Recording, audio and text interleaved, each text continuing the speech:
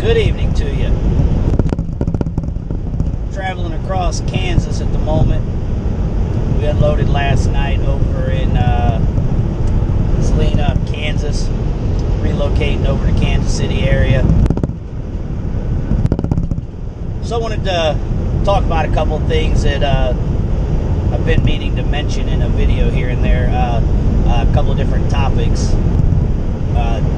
via comments and questions and just topics in general. A couple weeks ago, I was driving through Missouri. I think I was going up 55 through Missouri, and I seen another bear driver pass me at one point, and then probably about an hour or so later, it was dark at this point, seen a van pulled over off on the side of the road with their hazards on. It ended up being that bear van. I wasn't able to see that it was a bear van, so I wasn't able to stop in time, but I had stopped at a exit a couple miles up and called in dispatch and asked them if everything was okay with the driver, and they wasn't aware of a driver being pulled over or anything. So I was like, okay, just want to let you guys know. So maybe he pulled over because, dropped something, had to check something on his GPS, who knows, but he, so just took it for that. But about 15 minutes later, dispatch calls me back and is like, hey man, that driver that's pulled over, want to see if you can do us a favor. And basically he's broke down, needed to do a rescue. So that's what I wanted to touch on, is kind of the rescue loads type of situation.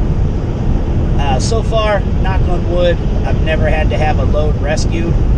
I have rescued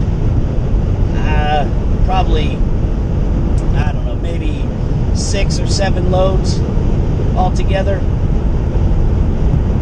And if you're not familiar with rescuing a load, it just means basically the vehicle breaks down or something happens to where that load can no longer be transported by that vehicle, in particular.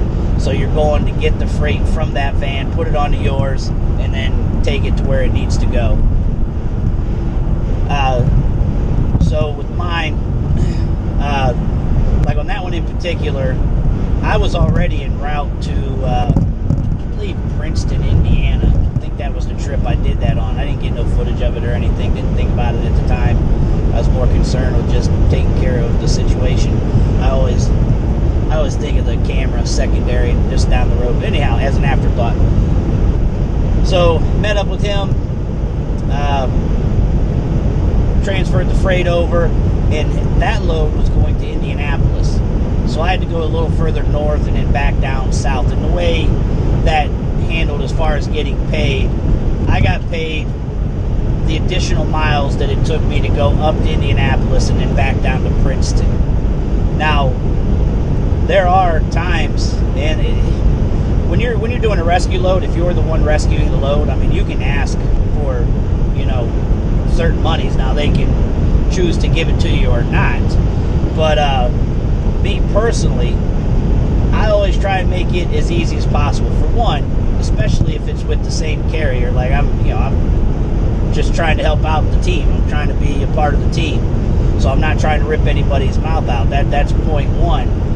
Part two of that is, if I ever break down and I need rescue, I want to be able to have that same kind of rhythm. I don't want to have to get my mouth ripped out on something, because depending on how that transfer of the freight goes, it can cost you, if it's something that calls for a tow motor has to be brought out, I mean, you're paying for that wrecker to bring a tow motor out, the tow motor to do the job, and all that good stuff, and any kind of cost incurred at that point.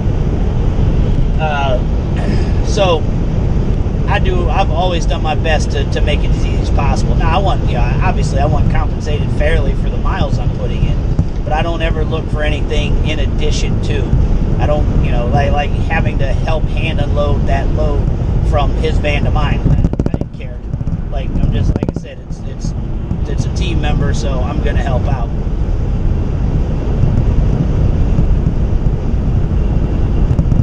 So that's just a little information I wanted to share on that, as far as the as far as a rescue load.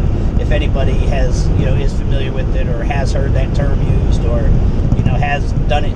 If any of you guys have rescued a load or had a load rescued, if you had to have the load rescued, did it cost you anything outside of just, you got paid the miles to the point that you lost the load? Because that's normally what I see, is that usually the driver gets paid to the point that they broke down or whatever happened, and then the driver that comes to rescue it will get paid to get the remaining miles of the trip, and possibly some deadhead or some other kind of additional costs if he chooses to. So I'm just curious if anybody's had that happen, if that, if it's cost them big time for that. And then on the flip side of that, if you've rescued a load, did you try to ask for a bunch of money? Was you okay with just getting paid the miles for the remainder of the trip?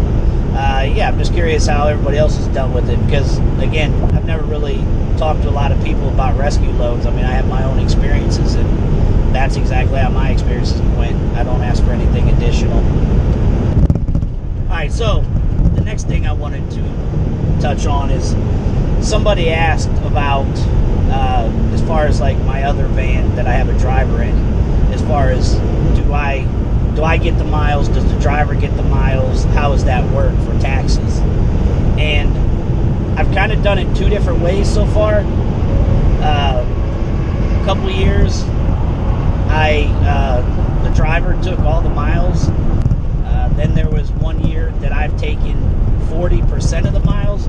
That's what my accountant told me, is that you got a 60-40 split, because the mileage, when you're writing off mileage, it's everything that comes with the van that's included. That's supposed to help cover, the fuel cost, the maintenance cost, the repair cost, van payment, anything like that is supposed to be in that, per mile cost that you can write off via taxes. So my accountant tells me that, if I'm 60-40 splitting on it, that I can get 40%. Now, most of the time I haven't even needed that, because I put in so many miles myself that usually it's just, it helps cover the cost for the most part.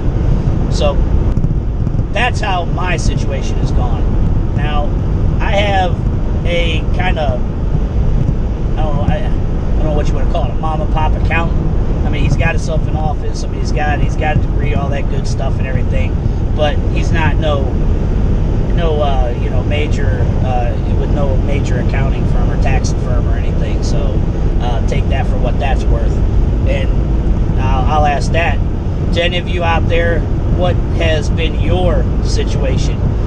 Do you take the mileage? Do you let them have all the mileage? If you're a driver, does the fleet owner allow you to use the mileage, or do you have to use fuel receipts only?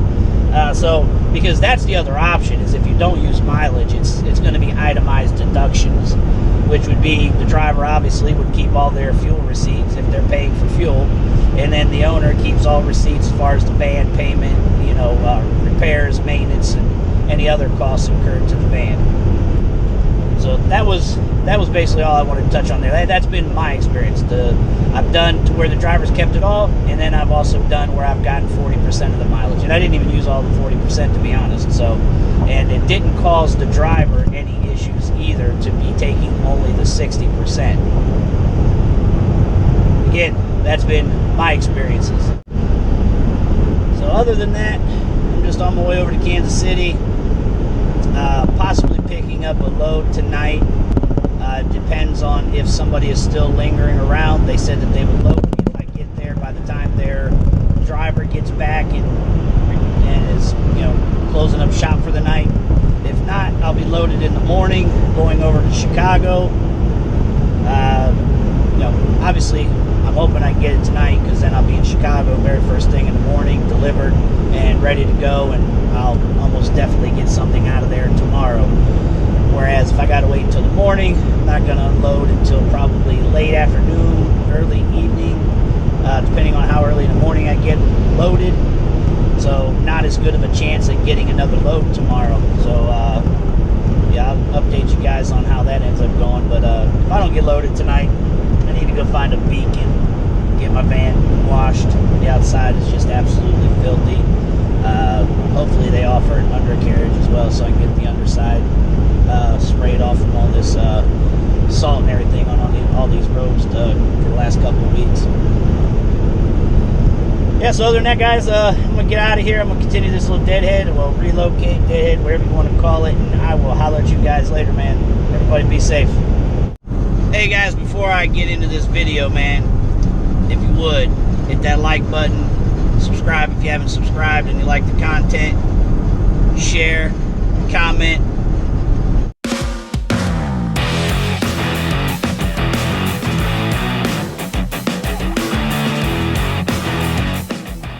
Your hustle got to be strong in this industry, as in any other industry.